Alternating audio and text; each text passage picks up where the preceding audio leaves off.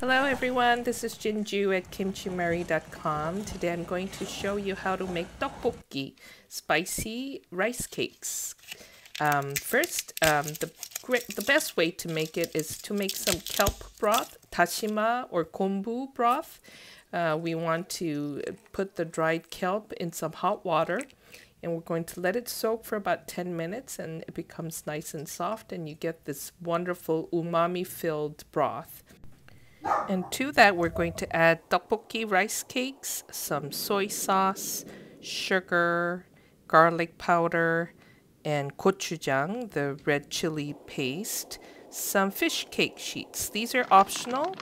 You can omit it if you want, but it does add a great flavor and texture to it. And this is one of my favorite brands to buy. So we cut that into strips, and we mix it all together and mix all the sauce, and then we start cooking it for about 10 to 13-14 minutes.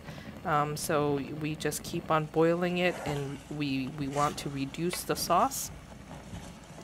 And look, we're almost there. And we can add some chili powder, Korean gochugaru, for extra spicy. But if you don't want it to be that spicy, you don't have to do that. Then now we're all done. We just need to add some green onions, some sesame seeds, a swirl of sesame oil, which I forgot.